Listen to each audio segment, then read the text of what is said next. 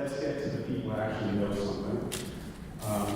So I'm going to ask you just a name, serial number, where you're from, education, work, short and sweet, but then your passion, what you're doing here. Do you guys have a mic you can pass?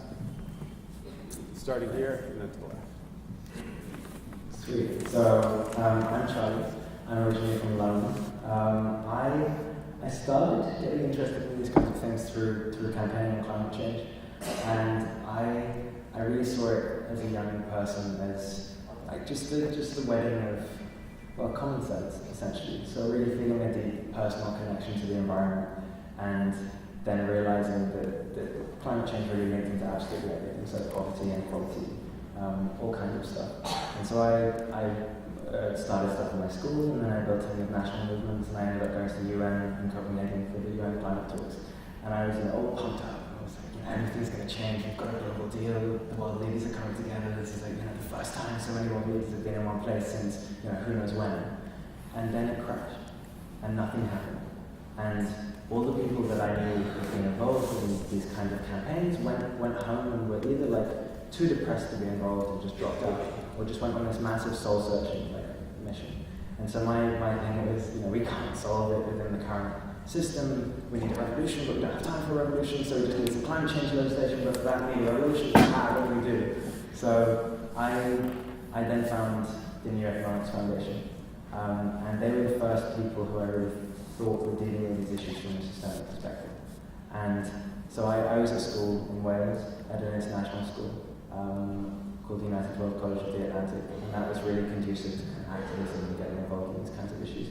And then I took a gap year, and I traveled around the world, and I was working in Mexico at 350.org. I was in Costa Rica. I took a bus from Boston down to Costa Rica. I took a boat to Kenya from London. And then I worked for the New Economics Foundation and the New Economics Institute for a while, and I'm now studying at Harvard. I'm working with the New Economics Institute closely on all of these issues. Yeah. I guess that's a rough. How old are you now? I'm already 4 lifetimes. I'm 19. Oh my God.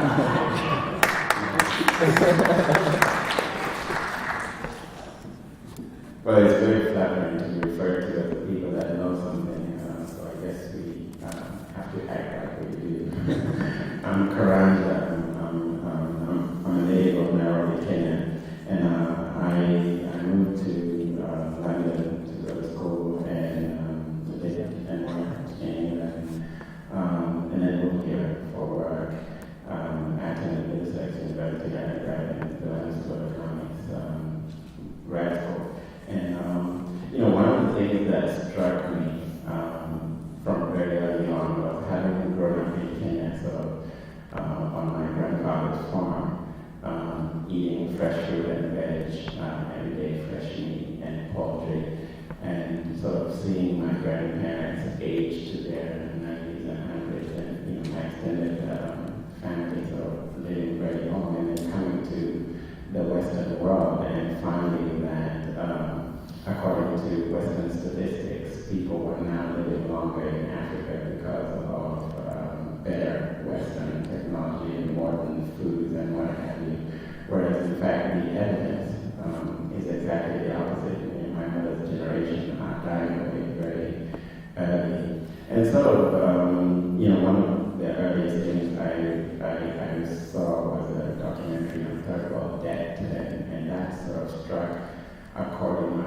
It struck something. I didn't quite understand what, but I sensed a deep sense of injustice. And also, growing up in Kenya, seeing people work very hard and being productive and coming and finding sort of that Kenyan money had no real value. And there were questions swirling in my mind about why was that. So in the UK, you have an opportunity in undergrad to do a thesis. So I did my final year thesis on third world debt, and some of the findings really were shocking and surprising, and that's what put me on a path to sort of explore further. And I remember one statistic still stands out in my mind, which is that the flow of capital, when talking about third world aid, for example, is that for every dollar that goes to the third world, and this was a while ago when I did this, my thesis over 10 years ago, there's $11 that actually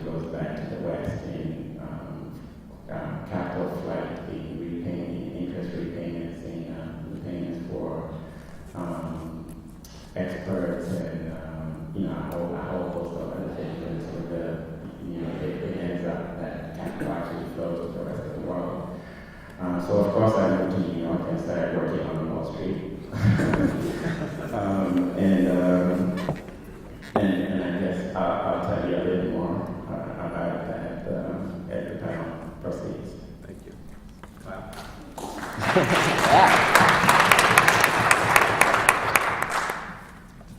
Oh, good afternoon. My name is Kyle Gracie, and I have not spent any time living in London nor with the rest of my panelists. But we actually do share some similarity in that we both sort of been on the other side of these issues. So my education is actually from the University of Chicago, not the new economic center of the world. And I actually first experienced the financial crisis because I was working at the U.S. Treasury Department when it happened. No, I did not bail out the bank. I was actually working on the international side and seeing the effect of the financial crisis on the rest of the world, which is super depressing, unsurprisingly. But also in some of the international work that I have been getting involved in before in Treasury and after was in building movements of young people around the world who are working on sustainability issues. And actually my educational background is also in ecological economics, which is also not the center of the old economics world. Luckily, definitely well into new economics, so I'll talk a little bit about that. And I do a lot of work now on sort of making sure that green jobs are jobs that everyone can benefit from, and in particular I've been working on making sure that young people can benefit from green jobs and the sort of new green economy that people are talking about. But really mostly what I'll be talking about is sort of the growth in both the US and around the world of this incredible power of young people, these youth movements that are increasingly saying the system in the way that it works right now is not okay. And it's not working for them and not working for a lot of other people. And my day job is actually as a research scientist and communications manager at Global Footprint Network, which is located in the heart of the West Coast Occupy movement in Oakland, California.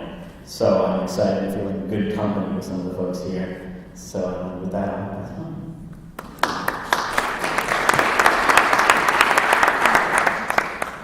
I'm Marina. I'm originally from Finland, where I grew up mostly, apart from a year in Indonesia, where my mom was a biologist, where I lived in the rainforest actually, as a young person, and then went on to Wales to United World College, which probably also went, and I'm now at Harvard, but I think probably my background of seeing different situations and also being quite involved with the immigrant and social justice movements in Finland and elsewhere, it's kind of given me this perspective of not being able to look at these things from a purely national perspective, and also being here as a sort of foreigner, and so I'm finding it really interesting at the moment to be part of the whole motion around the Occupy movement, and I'm really seeing this as a kind of coming together of a lot of things I've been worried about, which is, I came to care about environmental issues through being concerned with social justice and seeing that the burdens of climate change, coal plants in poor areas, like all of these burdens are being distributed very unequally, and so I've been concerned with the question of inequality for a long time, and this movement, with the call for the 99, we are the 99%. It's just, I think it's really at the core of what's going on in the world at the moment. So I'm myself studying this kind of multidisciplinary subject called social studies at the moment. I'm still a student, but also have done some things with the New Economics Foundation, New Economics Institute, and really see that as a kind of intellectual coming together of these issues, for which then the Occupy movement is a kind of a very interesting, huge movement behind these ideas that I've been thinking about for a long time. So.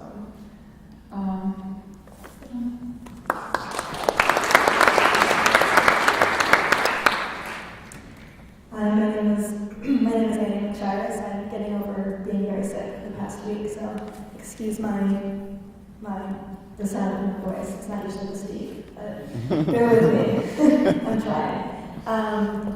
And I work with a few organizations. I work with the Responsible Investments Coalition, and we work to change the way that universities invest their $350 billion in collective endowment assets.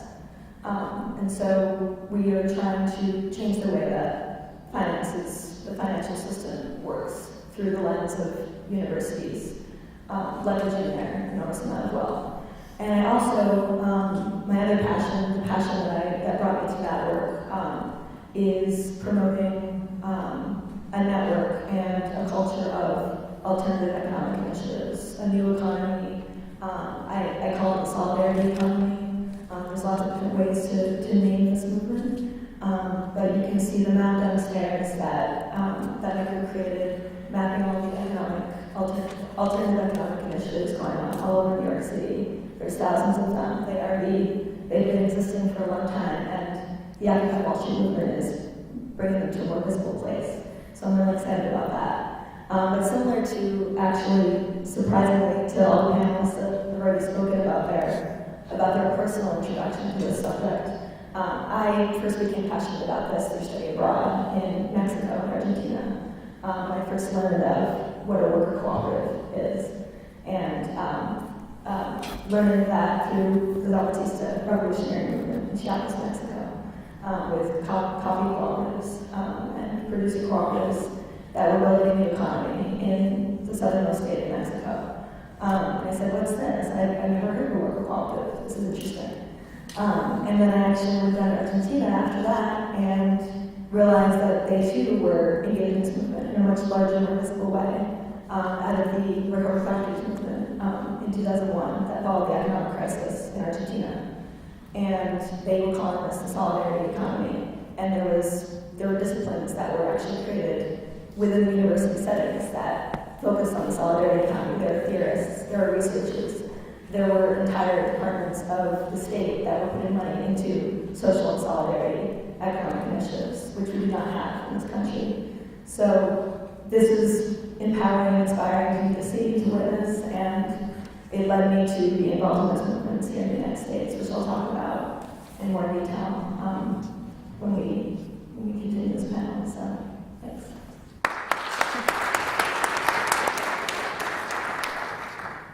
I can only take it down from here.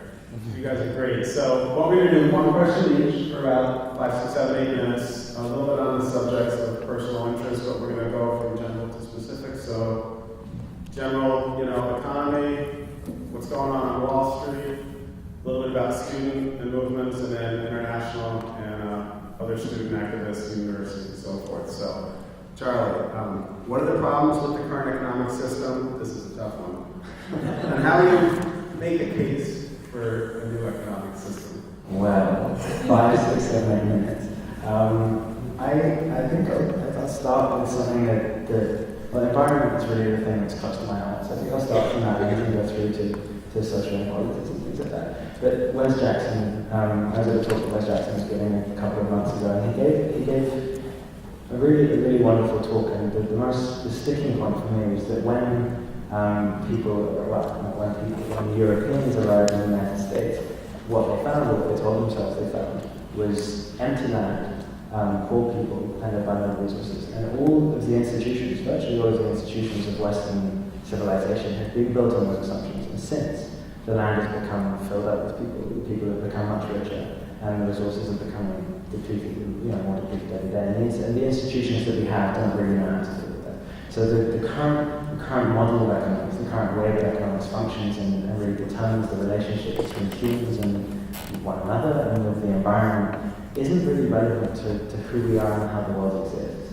So I think a good place to start would be the current definition of economics, or at least as I've used it, learning it through textbooks, and that's the dissipation or the sharing out of resources which are finite, the sharing out of finite resources between infinite demand. So I think there are two real key points. One of them is finite resources, and the other one is infinite demand. So in terms of finite resources, as a species, we're incredibly adept proving the finite nature of our planet. And we've degraded 60% of the world's ecosystems. 3 out of 9 of the world's ecological boundaries are passed. We've depleted 90% of the world's big fish and old growth forests, all kinds of things. And in the next 40 to 50 years, if business as usual continues as expected, then, well, hopefully as expected, then more species will go extinct than in the last 55 million years combined. So that's something that's, that we're pretty good at proving that actually resources are finite. But the way that economics deals with, or seems to deal with finite resources, is they see it as kind of, as fire ants would see the flesh of a fallen animal. So something to be consumed as quickly as possible and used, and then once it's gone, to move on and try and find another resource. But that's really, in no way is that sustainable, and we've seen that throughout history, and we're seeing it now. Trying to put limits on that rate of growth is really completely antithetical to the way that modern economics functions. So in 1992, which happens to be the year I was born in, Daly, who was then senior environmental economist at the World Bank, tried to put the concept of the environment into a World Bank report. So there was inputs and outputs to the economy. He said that the environment should be linked in. And so inputs come from the economy, and then the outputs go back into the environment. And they go into physical spaces that really exist. They're not just these ephemeral, magical things that don't exist. And he tried to put that in, and it was rejected. And so he had several deliberations with the World Bank, and the result was that the diagram wasn't included at all because it just didn't make sense to the current paradigm. So that's one thing. The other thing is that the New Economics Foundation, who we've spoken about a lot, and who's the New Economics Institute partner in the UK, they created a very good video recently about it was called The Impossible Hamster. So just trying to spell out the idea of growth. And a hamster every few weeks will double in size until maturity.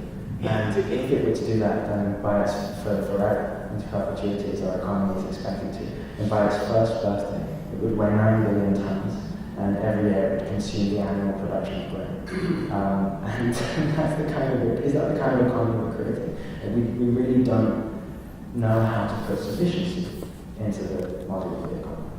And so that's the first thing. I think through talking about it through the lens of climate change as well, sure there are all of these theoretical ideas about what growth means, and but if we try and deal with physical issues, actual issues like climate change within the growth paradigm, we come up against some really difficult things. And so that was the first way that I came across in economics.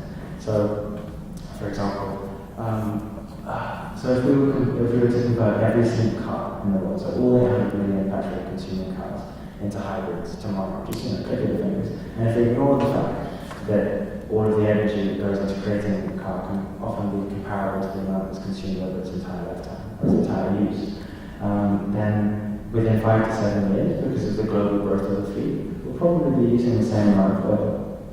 And that's something that's very difficult for us to think about. So we have all these energy saving or resource saving technologies, but because growth is so extreme, it usually outstrips efficiency.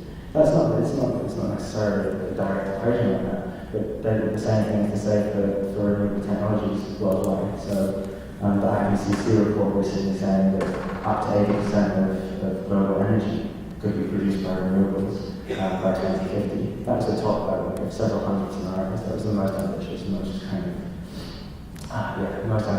most optimistic. And that didn't even factor in the return on energy investment. So that didn't factor in the energy that would be needed to build all of that infrastructure. So essentially the current paradigm, the current answers that this economy suggests really just don't link up with the kinds of issues that we've got to deal with. And this isn't really a depressing or a kind of a horrible, how are we going to do in that case if nothing can be solved? Even things like renewable technology can't solve the problem. That's not the issue. The issue is that actually we don't need to be consuming all of these things. We don't need to have such a expansive, linear, exploitative economy. What we really want, and what we truly want, and what really makes into human well-being, I hope that we can all talk about this later in questions, what the aims of an economy truly should be is maximum human well-being, maximum societal well-being within ecological limits. And if that's what we want, then growth isn't necessitated. Growth really isn't necessitated. The kinds of economies that we have are not necessary.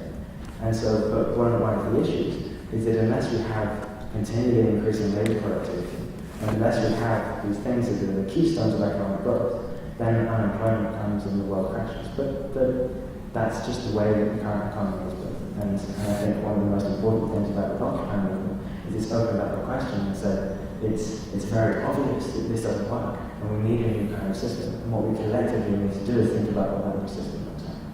So yes, that's how it started. But I'm looking forward to discussing some of the issues in more detail.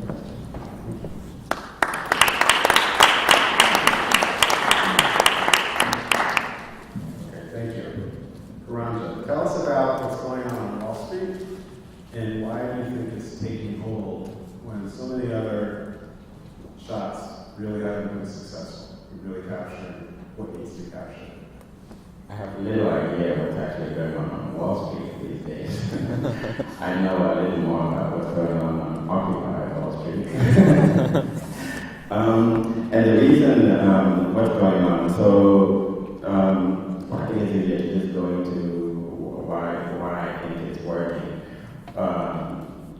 It is a physical occupation. It's very vocal and very visible, and I think that captures the imagination and definitely the authorities, namely the mayor and the police, have helped us by being vocally opposed and the police brutal even. So that is the sort of immediate reason as to why it got media coverage. But the reason really that this movement, I think, is capturing the mind is because it's touching a very sort of primal part of humankind, and so not just here in New York and not just in the United States, but globally, and that's why the movement has moved globally. As I mentioned earlier, I came into sort of a need to work towards some sort of social and economic justice from having written a paper on third world debt.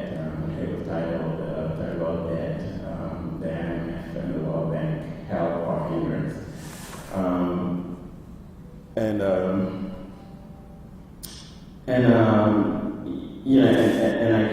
I came to New York, and I remember the reason I came to New York is because I wanted to do more around that topic, and I felt that the way to do more around that topic was perhaps to work in media in some sort of capacity. So I really came to New York with the intention of becoming a writer or documentarian, and I registered with several recruitment agencies, telling all of them that I wanted to do something media related, and pretty much I also needed a job just to survive. So I said I was pretty much willing to do most anything except banking, and of course I went into banking. So it was actually a very interesting way to fall into banking. It wasn't targeted. It wasn't my interest at all. And this was primarily because in England the impression of a banker or accountant is a foreign person. So that was really the reason I didn't want to go into it. It wasn't for any sort of real social sort of awareness at the time. So even though I had this awareness about the need for change, I hadn't sort of, I didn't think necessarily that banks were actively, how should I say this, actively targeting per se the public in a negative way. So I still perceive banks to a certain extent as the institutions that lend and help finance mortgages and this, that, and the other.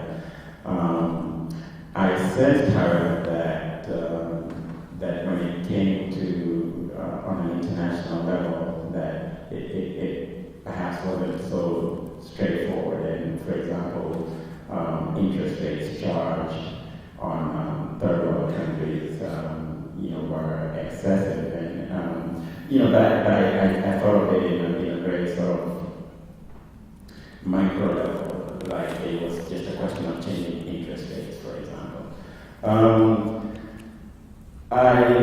So the last 10 years have been spent between weighing between whether the way to be productive was to be a productive member of society, being able to provide for myself and also effect change. So I blogged on progressive sites about these issues, and I left banking several times. I left banking, for example, in 2002 and 3, and went to NYU Film, continuing and actually studied documentary filmmaking and made a couple of documentaries and worked in film for a number of years. And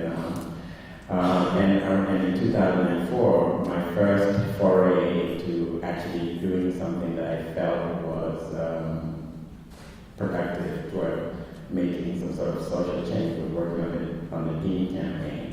And that made me more civically involved and aware, and I joined a number of progressive movements that sprouted out of that.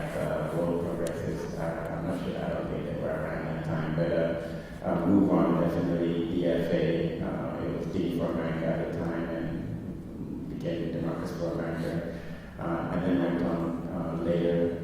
I went back to England for grad school, and this time determined that I was definitely not going back into banking. So I worked at the UN. I did my internship at the UN, and I found that somewhat disappointing. It felt as though very little moved or changed during, it just didn't feel like much happened or changed, and I found myself really questioning whether there was really anything that I could effectively work on to bring about the issues that I've held dear. And so I blocked very heavily and went back to working on Wall Street. So it's always been this dance between the personal and the need to definitely push for social change, and how to do so. Then the Obama campaign came around, and I thought that was a real movement for change, and it was very promising and very hopeful. I did understand at the time, however, that presidential politics and politics, national politics, and even international politics on that scale, for change to happen, it was going to be a slow thing. So I think all of us, as energized as we were, understood that any change that would come would be very slow. So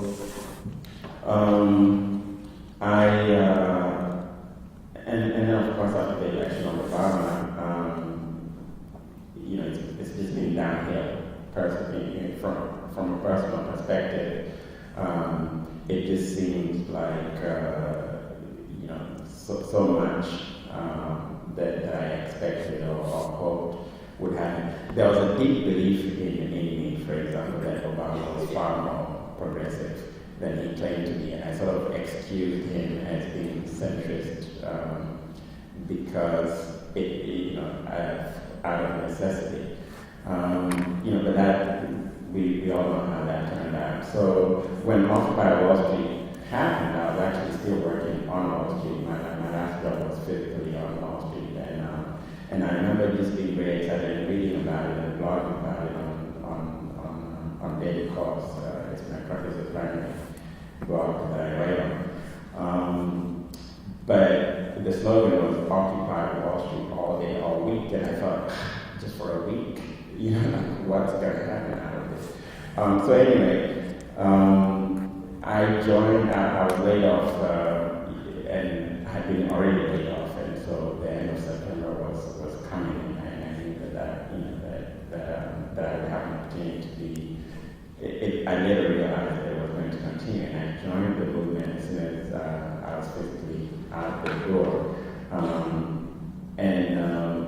And what it has been is been activism like in a microwave. That's how it's felt. It's very instant. It's very So there's that instant fix, which is actually on a personal level, it's actually very fulfilling just being here, because I'm surrounded by people who are like me, who believe strongly in social justice and equality.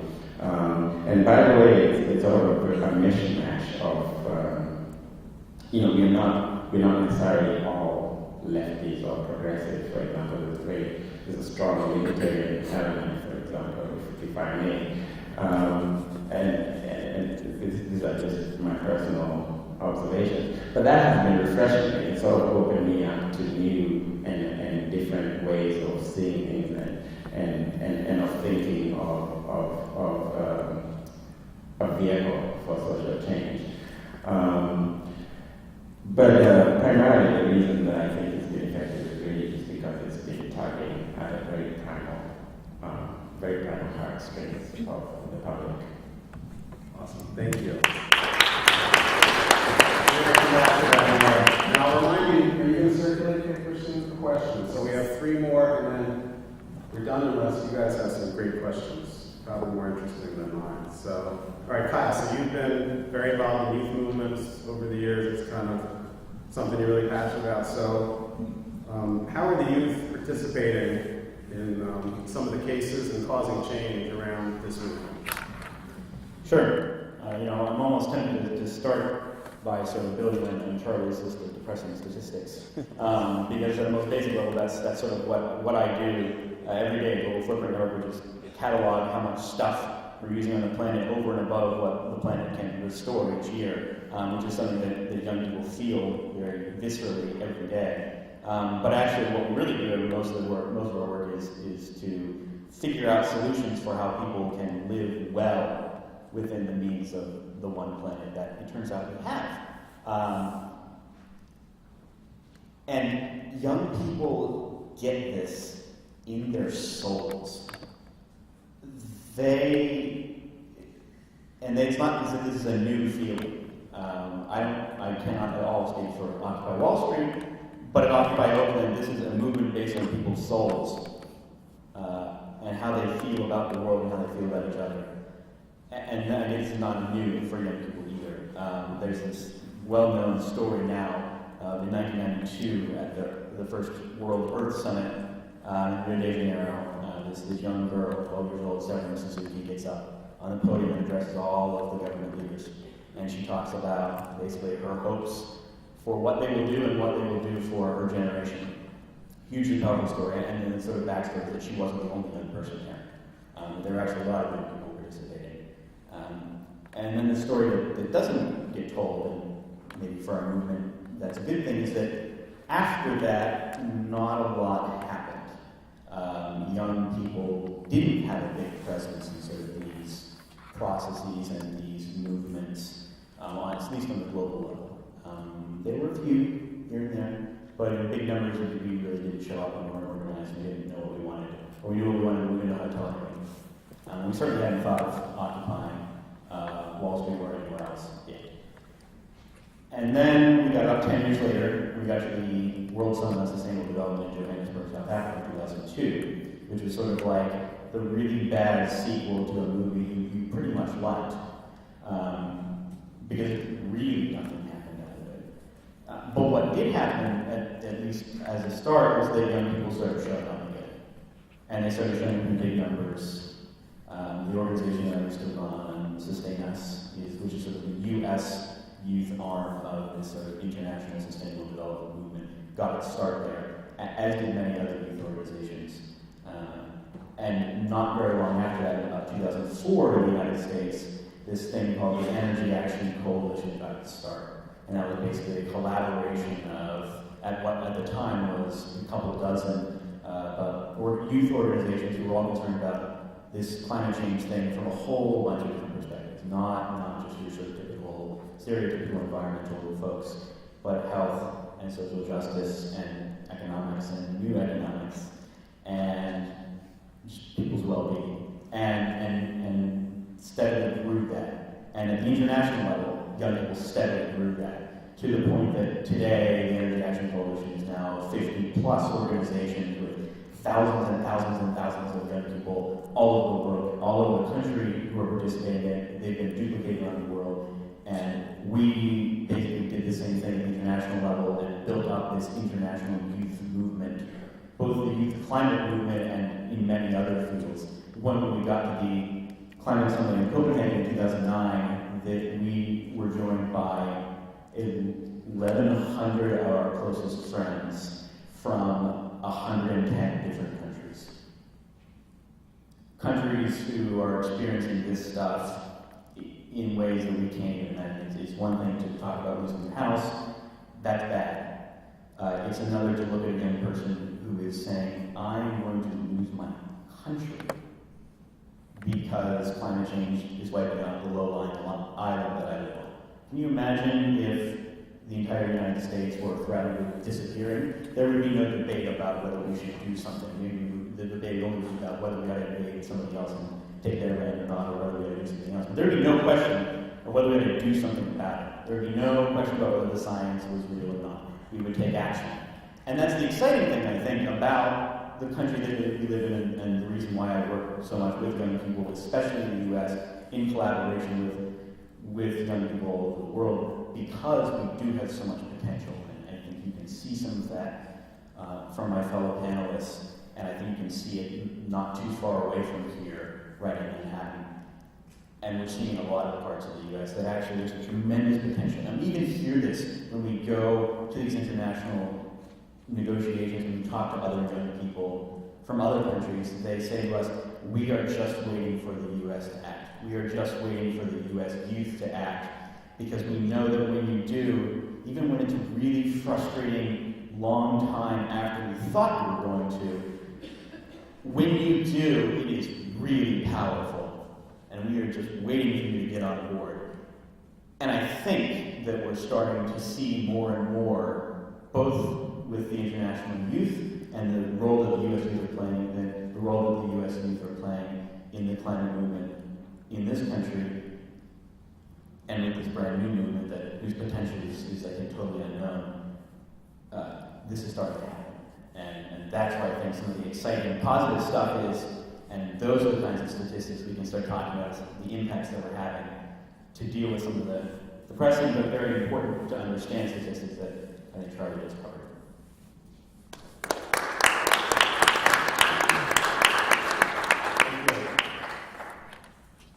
Sometimes I think we need to learn something new, and I think the way you talked about soul, it's no, we actually forgot something that people have known for millions of years. So you guys are starting fresh and coming from your soul. I think this is a really good way of putting it. So, Rena, so your interest is a little more international, and so if you want to comment on the things that have been said from a non-US centric perspective, that'd be great.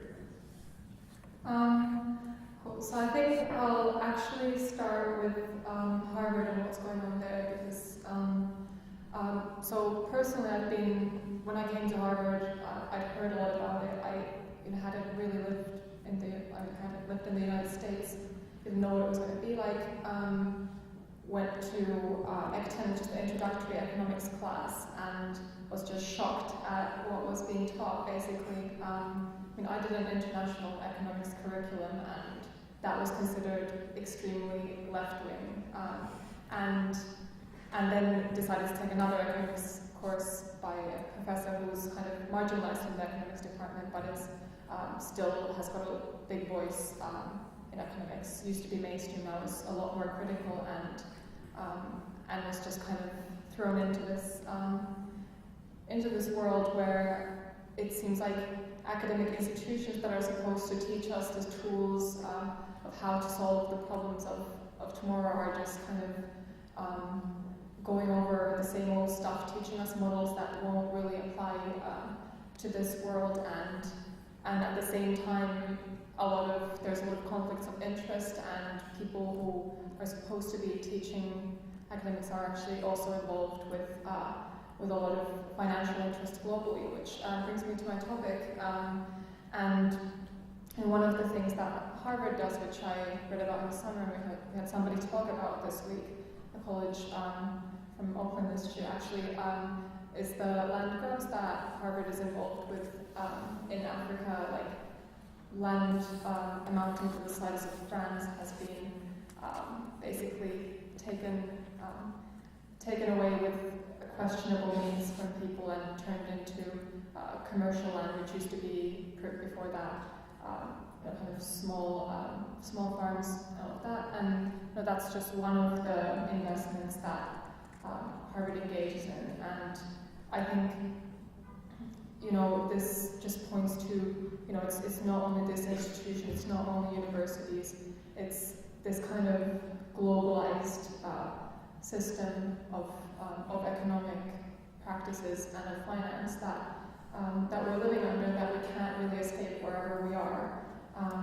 And so, at Harvard now there's a movement inspired by Occupy to have more transparency to university endowment, and it's something that Annie's working on a lot.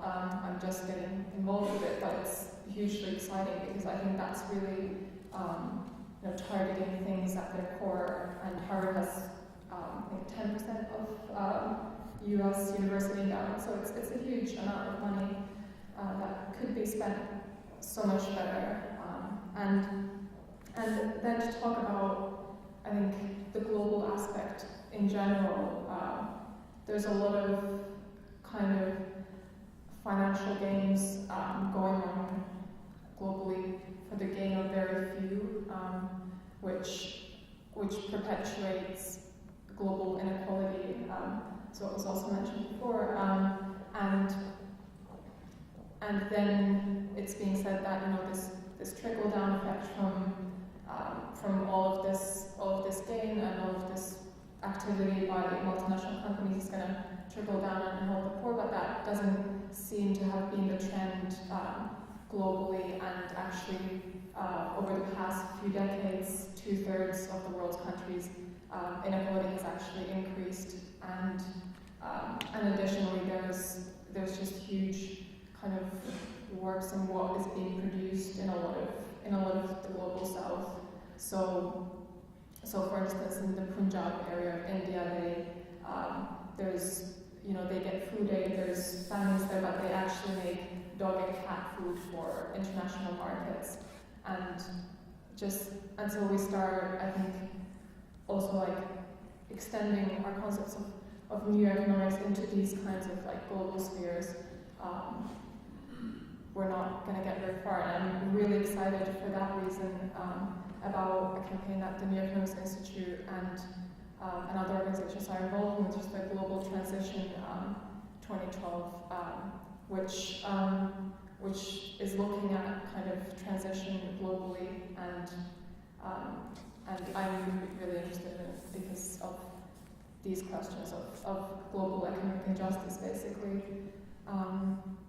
And maybe one thing that I also wanted to talk about is this kind of global debt-drivenness that I see manifested in a lot of forms.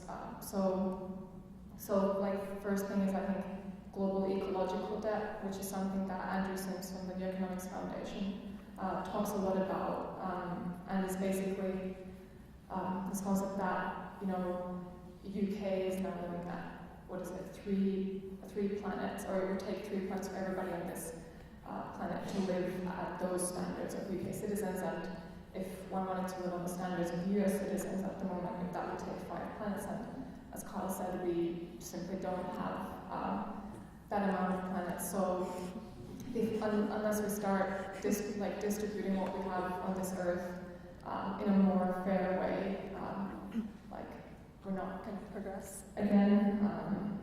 I think if going into solutions, because this is all quite stark, I think there's a lot of things that can be done.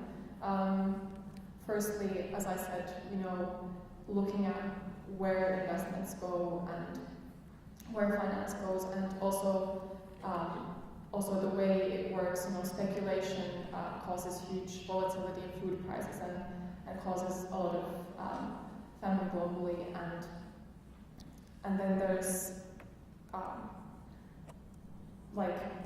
I guess antitrust legislation. There's a lot of big companies that function globally.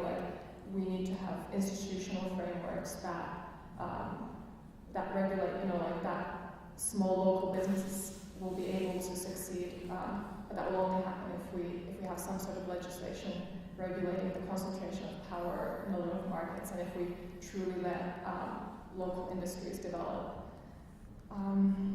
And I think another thing is with regard to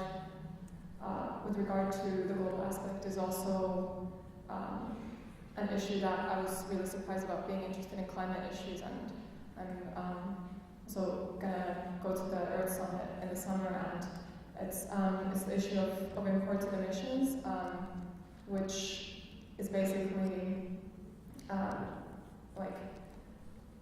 so developed countries are saying that the emissions have been reduced by 2% since 1990 levels to 2008. But if you actually account to that emissions that are hidden in products that are produced, for instance, in China or countries abroad, those emissions actually go up by 7%. So I think before we start fairly accounting for what people actually consume, then we're also that's also one solution.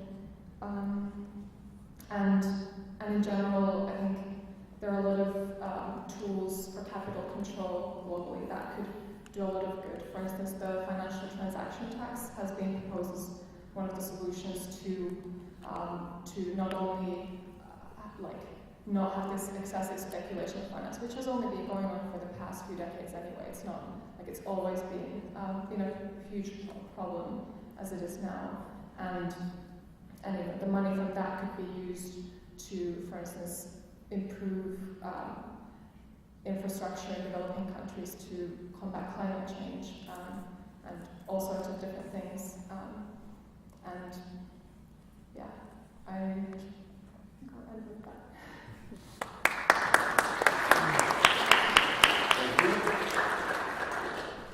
Okay, so Annie, you're interested in universities, students and activists, kind of like the 60s and the 70s, and where all these things started. How can you turn universities into a place that's really taking the lead? And then, what do you want people to do with the questions? If you have a question, pass it to the center aisle, and then you'll bring it forward. That's it. Go ahead. Thank you. There's been, tremendous content and analysis going on so far in this panel, so thank you. You all contributed in a really meaningful way. I'd like to connect the dots here a little bit from the immense amount of anger and frustration that is being felt by people that occupy Wall Street, by people nationally and internationally, a part of these global movements to transform the financial system and the way that our economy and livelihoods function. So I want to talk about how to transform this anger and frustration into positive, solution-based economic alternatives. And Juliet did a wonderful job laying some groundwork for what these alternatives look like. The New Economics Institute has also done tremendous work over the years showing us that these alternatives exist and that they are possible. And these alternatives have existed actually for thousands of years. They're really not anything new. They're just forgotten based on, or actually they're intentionally left out of our current economic discussion and our current mainstream economic discussion based on what you've heard of these Harvard economists that are sort of running the show. So I work within a few organizations that are looking to promote and strengthen these economic alternatives, these economies of solidarity that are putting people and the planet before profit, that are not based on a profit-driven model, that are not based only on growth. Because as we know, we cannot sustain the level of growth that we've been on a trajectory for and continue to be on a trajectory for if we want to continue to live on this planet and if we want to continue to be proud and happy for decent livelihoods. We cannot continue to overwork ourselves in the way that we've been doing over the past only a few hundred years actually since the neoliberal economic paradigm has been the forefront of most people's political imaginations. But before that time, there were many other ways that the economy was functioning. So these economies are economies of cooperation, mutualism, and sustainability. So I do this in several ways. First is through the Responsible Endowments Coalition. We heard a bit about Harvard's endowment. $30 billion in endowment assets that Harvard holds, which is 10% of the total collective university endowments, which is $350 billion.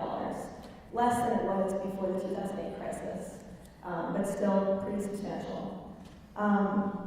So, universities are nonprofit organizations. They are tax exempt, and we have the ability as citizens and as students, and that's what the Responsible Endowments Coalition does. We empower students to leverage this immense amount of money towards social good and towards initiatives that are actually putting people and planet before profit. And away from destructive investments that we heard about, the land grabs, any big bank that you can imagine, universities are invested in, which then finance mountain chemical mining, which finance tar sands extraction, which finance dirty energy, and which finance the global economic recession that we just experienced in 2008 with the subprime mortgage crisis. So we encourage universities to put some of their money towards alternatives such as credit unions, environmental loan funds, and other responsible investments, to name just a few.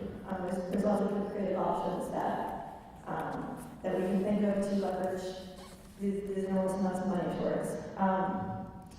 And actually, a great example of the way that universities have leveraged this amount of money is through the Evergreen Cooperatives in Cleveland, Ohio, which I believe Gar may mention in his talk, but the Democracy Collaborative is a major part of making these Evergreen Cooperatives happen, which have created jobs through worker-owned cooperatives in Cleveland.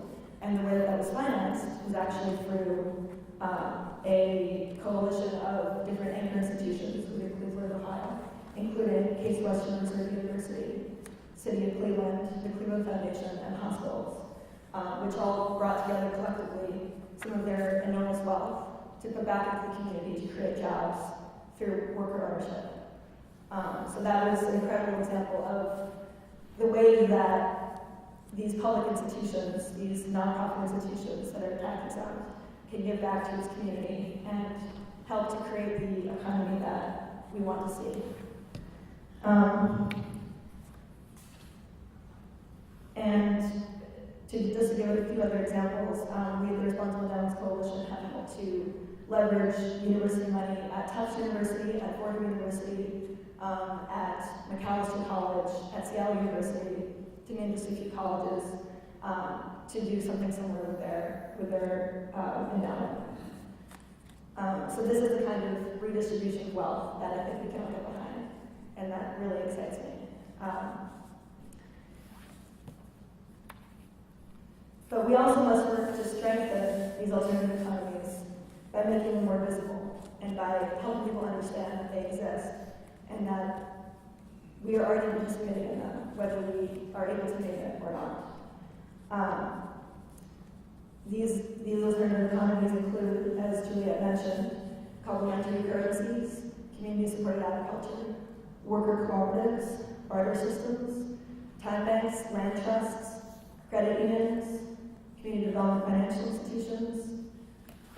Just to name a few, the Berkshires is a wonderful example of the ways in which we can think more creatively about how to use currency. And so all these alternatives exist, and how do we get the word out there? How do we let people know that they're already participating in this economy? The organization we're part of, Solidarity NYC, is helping to highlight some of these alternatives and help people understand that we're all a part of this new economy, the solidarity economy, whatever you want to call it, and it's growing. And I want to point out, I definitely agree with Juliet's point that, unfortunately, a lot of this movement is composed of highly educated, wealthier individuals. But there are so many on-the-ground practitioners that are of more modest means, that are doing this work on a day-to-day basis, that are not in this crowd right now, but that are out there in the world creating work cooperatives and finding solutions to their livelihoods themselves. And they're part of this movement too, they're part of this new economy. They're not necessarily in the theoretical, heavy think tank space that we're part of now, but they're on the ground as practitioners doing this work every day. So there's a great need to connect and organize our movement here, this intellectual, very theoretically based, but very important work of defining a new economy with the practitioners on the ground that are doing the day-to-day work of trying to create new livelihoods for themselves. And I think that Occupy Wall Street offers us a way to bridge the gap and a way to bring in together these movements that are already existing and the people that have been thinking about these movements and writing these movements, the knowledge thinkers and the think tanks and the experts that have been thinking about these things for a long time.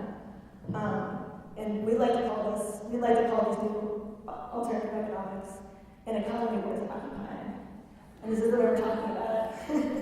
An economy worth occupying. This is what we're talking about at Wall Street. And like I said, we've been organizing alternatives for a number of years before the occupation existed. But I think that what's going on down there is bringing a mandate for this work, is bringing us to a new place in which we have a mandate to bridge the gaps between our movements and to work together in a new way. Not a polarizing way, not a way that draws us apart because of our differences, but that brings us together because we all believe in creating a new kind of economy. Thousands coming out on the streets on October 15th, thousands coming out every single day around the world. I think, Kyle, you mentioned movements around the world are saying, we were waiting for you, where were you? And we are here now, we're doing this work now, we're coming out on the streets and showing ourselves and showing this is a visible, viable movement that has a lot of popularity and has a lot of people behind it.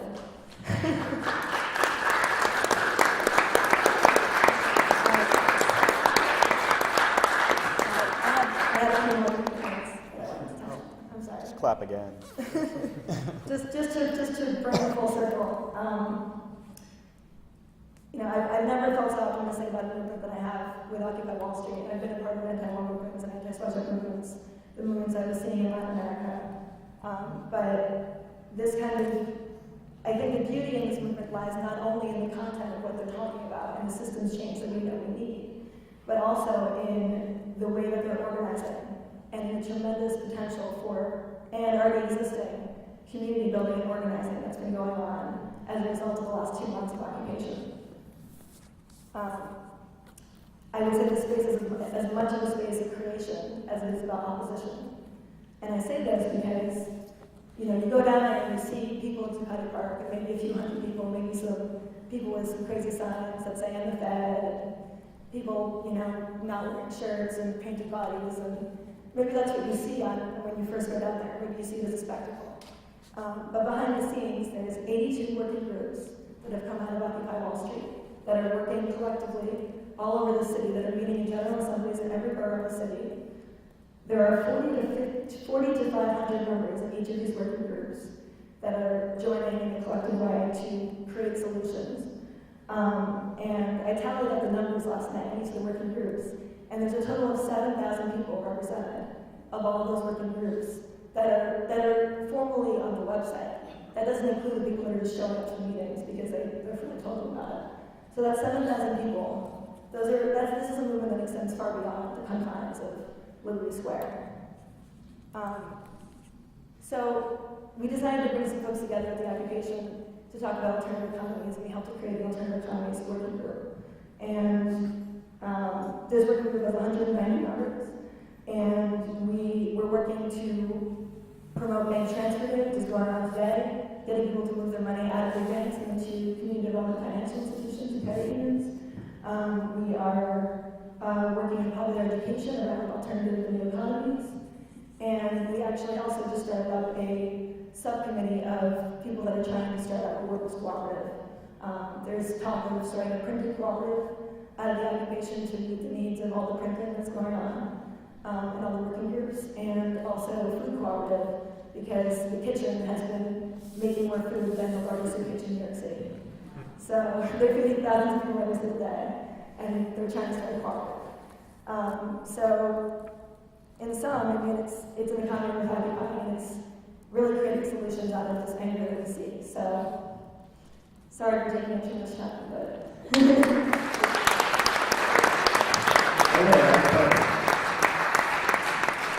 Okay, so we have 20 minutes and 20 or 30 questions. I don't think we can do them all, but let's try to be really, cut out really short our answers. Not everyone has to answer, just go for it if you think you know the answer. And if you have more questions, send them up. And then we're all going to hang around afterwards, so you guys can then go after your own answers. So, first one, young people, what age is that? Whatever you want to be.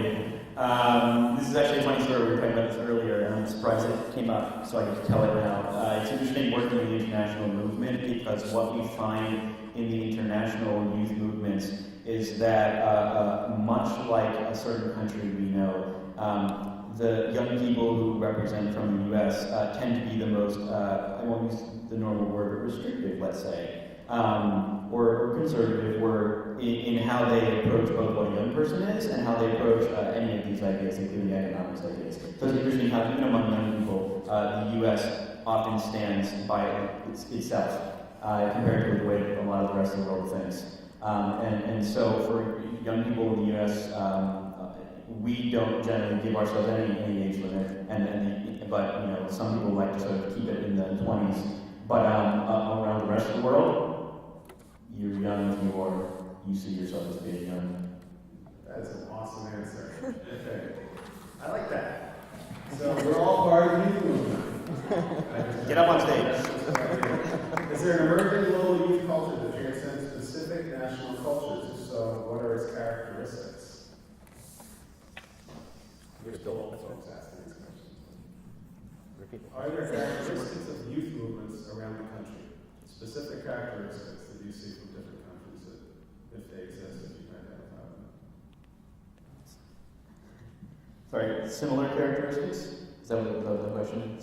Similar characteristics among youth movements around the... Is there an emerging global youth culture that transcends specific national cultures? And if so, what's it built on? What are its characteristics? Yeah, It's too tough go for it. No. Yes, I do think that there is a certain universality to youth culture, and youth across the globe do see themselves as sort of one global family, and I think that this is why, for example, Occupy Wall Street, it has turned into Occupy Everywhere, Occupy, right across the globe. It's a culture that is driven heavily by technology and open source technology, and the availability of technology in places where you might have thought it might not be available, but because youth in the countries, for example, where the economics allow for the hardware, for example, create open source type systems that can be accessed by youth in other countries that may not have the same resources. So there is. So it's communication ability. Go for it. Yeah, I mean, one of the other things is Kyle Rand and I were working on one of the draft policy papers for the Rare Earth Center coming up in June, and seeing that and comparing the kinds of policies and kinds of ideas that are coming in from youth in all over the world who are involved in the delegation. It was the international range group of youth and children needs, and there are ideas about the commons, there are ideas about reforming finance, there are ideas about like all kinds of different things, ideas about systemic environmentalism, and these kinds of ideas a few years ago, if you'd been talking to people, just wouldn't have come up. So since the collapse of the climate talks, I think that's really a new understanding that systemic processes and systemic understanding of problems is really important. So I guess that's part of it. If I can add quickly. One thing just to throw in there, so when I call my daughter and said, "You want to come?" She's like, "Sure, my friends are down there all the time." I'm like, "Really, why?" She said, "Because they feel involved." So I think there's an element of it matters, or the longer Yes, I do think that there is also a universality about sort of a universal sense of idealism in youth, and therefore youth are far more, I think, perhaps less cynical in terms of looking at the world and seeing the possibility of solutions to current problems. So I think that is an actual function of age, perhaps, that we, the rest of us, I mean, my 30s, for example, so the rest of us can draw from that and be able to join the youth movements because of that actual function of idealism that I think has come from as an age. Yeah, I would say, is there a growing world youth culture? No. There is a growing youth multiculture, where people have figured out how to work together really, really well as young people, despite coming from very different backgrounds and perspectives. I see you twinkling hands in the background of the room, which is we love, that's our symbol, so that's, we twinkle all the time. This is great. All right, I'm going to throw out a tough question then. The human species continues to dominate, pollute, and exterminate species and habitats. Have any of you made a commitment to not bear children? Do you bring up, I thought that's a juicy question, you bring up the topic of population and personal responsibility. I have 3 children, at least. That you know of.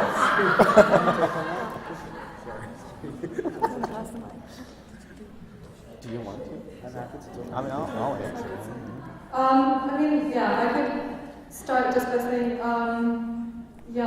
think population has been seen as an issue for a long time, and I think there are certain points to be made about you shouldn't, obviously if there's more people in the world, there'll be more demand, all of that, but at the same time, I think a bigger problem is what we pointed to before as well, is this kind of ever-increasing demand for more and more affluence. And Adam Smith wrote about how people needed to gain this basic level so that they could appear respectful in public, and that meant having a kind of shirt at that time. And now that concept has just hugely inflated. And so I think I'd see that as a bigger concern. But as to my own childbearing desires, I can't really answer quite yet. Yeah, so after spending a week last week talking to reporters about population all day long for hitting the 7 billion mark of population, it is really important to remember that consumption has a huge impact on the impact that we have on the planet, as well as population. For example, based on our own global footprint network numbers, you could wipe out essentially most of what is considered the developing world, and just based on population and consumption and the population that's left, which is a fraction of the world, we would still be in what we in the New Economics Foundation call overshoot, meaning we're using more stuff than the planet is regenerating every year. That said, personally, the answer is yes, but I will adopt. I approach the question of sustainability really from a very different angle, and in many ways, my response might appear almost to the right of that argument, because I reject the notion, for example, that the world's population is not sustainable in as much as I think that the problem is overconsumption. So, for example, being a person from Africa, I saw growing up a very simplistic way of living, which I think is very sustainable. So it is not so much that there are too many people. I think it is that, particularly in the developing world, there is overconsumption of resources. So, and I don't like the example given, or the notion, for example, even as an example of if we wipe out the developing world for some obvious reasons. I do think, China, for example, is a country with 1.3 billion people, and the United States is a country that is almost similar in land mass, with only 300 million people consuming more resources than China. So it is not so much a question of too many people, but a question of overconsumption.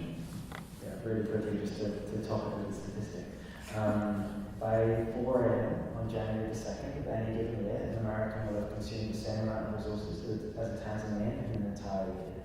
So that's a pretty big difference. Yeah, when we do local work in Connecticut and the Northeast, and for a while it wasn't feeling so relevant until we learned that the Northeast alone will be the sixth most polluting continent, if it was a continent on the planet. So we don't have to wait for anybody else. And that was a really good answer. Okay, how do you feel about the way the press, our special American press, handles youth issues, portrays youth, etc.?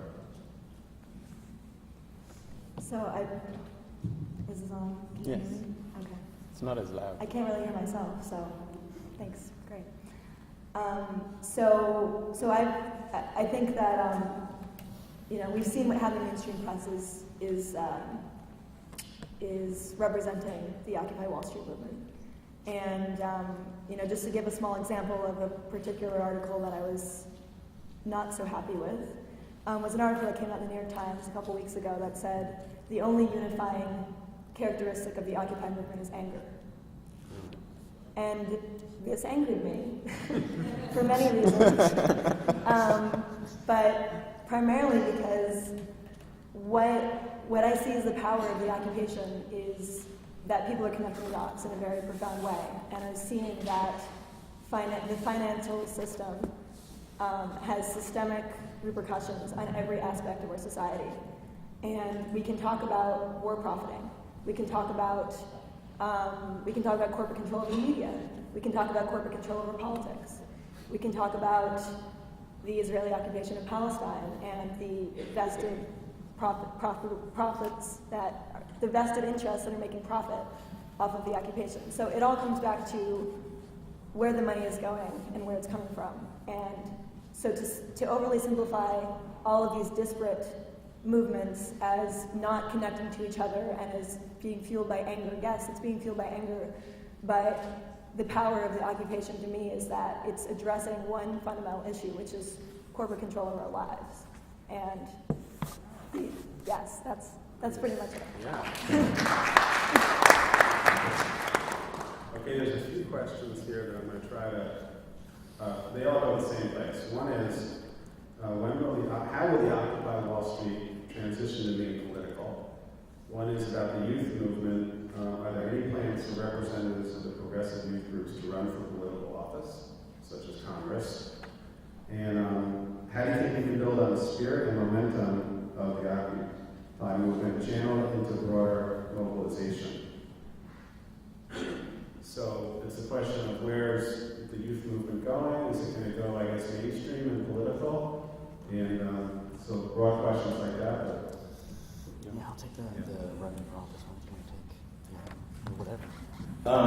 I think the question, the frame of the question is, all right, okay, I guess I'll just give the answer, which is, I think that the question of politics is limiting. I think that Occupy Wall Street is far bigger than just political movements, and no political movement or group or body really can contain us. So I would be loath to have any of us be limited by such limited institutions. Yeah.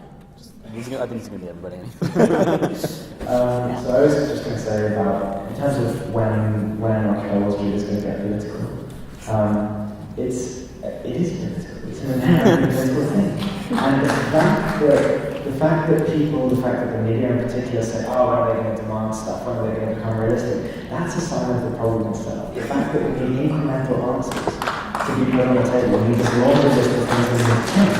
What we actually need is to create a new kind of culture, and to create the spaces in which a multiplicity of cultures can become created. And that takes time, and that takes attention, that takes care, and that takes space. And that's exactly what Occupy is starting to do. And so, sure, there are really fundamental things that need to change, like GDP, like is so inaccurate. We need to have all different kinds of indicators and different ways of measuring what things really are. But that's just one thing. It's just one tiny thing that needs to change. So, and in terms of running for political office, it's an idea. But also, Well, I'm not American for stuff.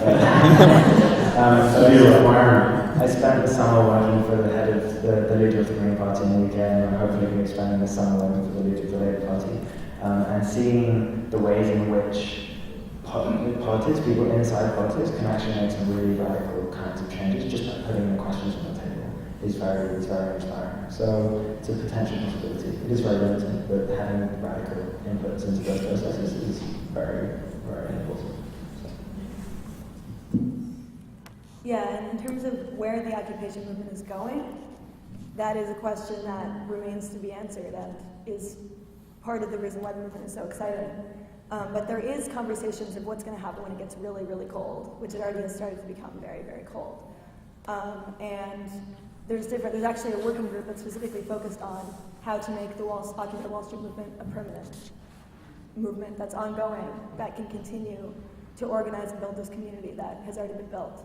But there's conversations of taking over foreclosed on homes and creating housing cooperatives out of those homes and using that as space to continue to have these meetings and these working groups. There's conversations with the worker cooperatives that have come out to create livelihoods and jobs for people that are unemployed in the occupation. And there's conversations of using public spaces and institutions and actually church spaces as well, and religious spaces to bring in these meetings and these organized bodies of people that are doing these working groups. So that's a more practical answer to that question. Much of it has been said, but also like the Occupy movement itself is a process in my eyes, and not the symbols that represent it might be these tent towns, and the physical occupation itself is important, but the underlying matter of the fact is that there are real frustrations and real concerns underneath all of this, and they will keep, like these issues will keep being questioned, and the movement will continue. And with regard to the previous question about where it's going, I mean, a professor of mine said that, actually surprisingly, that there's been so many decades of sort of this oppression of being bold about alternatives and being bold about what could exist in place of a lot of these systems, and for that democracy, once it's born, to take maybe a year is not too much to ask. Like if we truly want a democratic process, it's going to take some time, and I think we're not asking for 100 years, but it's going to take a while to hear what people's frustrations have been over all these decades, and to come up with solutions that satisfy everybody. So. Yeah, I think it's a valid question. I think I would sort of agree more with your response and sort of push back a little bit on what you were saying, Charlie, that I think the movement has yet to create demonstrable long-term impacts, whether that's systemic change or political change. I think there's potential, I see potential, but when I talk to people in Occupy Oakland, maybe this is just a West Coast thing, there isn't a clear vision for what it's going to do other than stick around, which is a good start. So I wish I knew the answer to that question, but I think it's one that the movement has to really examine continuously, because there's a long sort of history of examining what makes for effective social movements, and one of them is that eventually they get around to having some clear demands and to creating some clear processes for changing something. Yeah, and I'm waiting for we all to clap because we've done it, rather than we're excited because it's starting. And on the question of running for office, check your local legislature, because we're already there voting on stuff. Young people have been running for things, but there is a difference between the sparse numbers of young people that have been doing it and a really concerted effort to do it, and that is also a yes, that's happening right now. There are actually multiple dedicated efforts right now, and some, at least two that I think have launched in the last year, that are specifically focused on getting young people to run for office. And so it's happening already, but it's coming, I think, in a big way, or at least the training to prepare young people to do it is coming. Whether enough will step up and stay involved in the process long term, to make that kind of lasting change also remains to be seen. Thank you. I like tying the political thing to the university thing and having people run for office like in Westgate. So, okay, I always like to end on time. Out of respect for the people that are going to come later. It's 2:30. We're going to have one more question. Is that good? I know. Last one. Okay, yeah, it's so quick. This is the really important one. So, what, and it's two together, but what kind of support or encouragement do you want from your elders, your parents and grandparents' generation? And what single action would you like people to take? So we're giving you a chance to give us homework, short and sweet, because otherwise we won't remember. If you can think of it, something you should take away from this, then we're gonna wrap up. I think that the way people that are not necessarily physically involved can be involved is by continuing to spread the word, by continuing to be involved in writing, to contributing in writing in whatever capacities that they write, whether it's letters to the editor. So, but because by having public support on our side, for example, is the reason why we have succeeded in continuing to maintain the actual physical space at Liberty Plaza, for example. So that is very important, understanding that the powers that be, understanding that the public support is very important, and continuing to push for future people running for office, for example, be they youth or already existing politicians, pushing them in the way of adopting some of the more popular, I hate to use the word demand, but there are some out there and people recognize, so this is one. Okay. I think the most important thing is to take these issues seriously and to have a kind of, not just to take it seriously, but to have a conscious shift in the way that we take these issues on board. So not just as incremental things, not just as band-aid projects that we need to deal with one issue after the next, save one species after the next, save one group of people after the next, but actually understand that holistic change is not only necessary, but it's desirable and it's possible. And to think about the fact that if there are issues like poverty, climate change, inequality, financial crises, that solving them doesn't make economic sense, but they make logical, human, emotional, real sense, then we need to understand and recognize that by definition our economic system makes sense. And so what that means is that we then need to just accept that holistic change is going to happen, and that it can happen, and that it has to be able to happen, and that therefore pragmatism isn't always the most important thing. What are you all doing to bring the issue of climate change to Occupy Wall Street? Trying to get the process of question that really want to ask you all to, because it's the number one issue here. Yeah, I'm sorry, I'm getting the hairy eyeball already, so it's an important question, and I think we should sit with them right after, so we have to talk after. homework projects. I'm sorry. I can speak. I can speak to her question. Oh, sure. The larger one. Do you want to just go? No, just stick with the homework. Okay, so moving building. So at least internationally, young people absolutely recognize that this is not just a movement of young people. So one has to be a movement of everybody.